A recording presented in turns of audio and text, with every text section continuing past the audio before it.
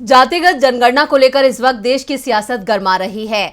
जहां एक तरफ विपक्ष इसे जारी करने की मांग कर रहा है, तो वहीं मोदी सरकार की सांसें फूल रही हैं। इस मुद्दे को लेकर आज एक बार फिर बीएसपी प्रमुख मायावती ने बयान जारी किया है। हालांकि उन्होंने इस मुद्दे पर न सिर्फ केंद्र सरकार को घेरा, बल्कि कांग्रेस को भी आड़े हाथों लिया है। तो क्या कहा है मायावती ने, देखते हैं ये रिपोर्ट।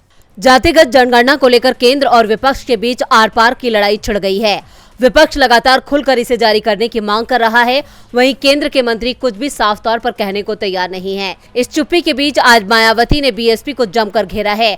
बीएसपी सुप्रीमो ने कहा कि अगले विधानसभा और आम चुनाव से पहले कांग्रेस और बीजेपी द्वारा किस्म किस्म के लुभावने वादे किए जाने से चुनावी माहौल प्रभावित हो रहा है।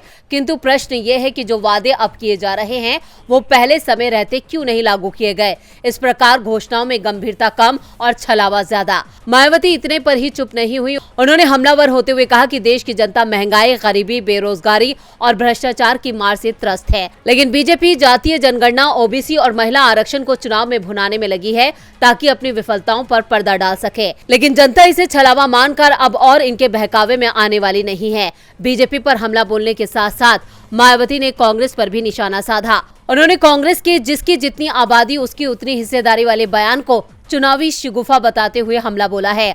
मायावती ने कहा कि क्या आजादी के बाद से कांग्रेस ने कभी भी अपनी पार्टी और सरकार में इस पर अमल करके दिखाया? नहीं तो फिर इन पर विश्वास कैसे करें, जबकि बीएसपी ने पार्टी और अपनी सरकार में इस सामाजिक न्याय को लागू करके दिखाया। अब चुनाव से पहले मायावती एक बार फिर उसी मूड में आ गई हैं जिसमें वो विरोधियों को जमकर घेरती हैं। वो लगातार कई मुद्दों को लेकर केंद्र पर बरसने से पीछे नहीं हट रही हैं। अब देखना होगा कि क्या यह हल्ला बोल हाथी को मजबूत कर पाता है या नहीं। डीबी लाइव की रिपोर्ट।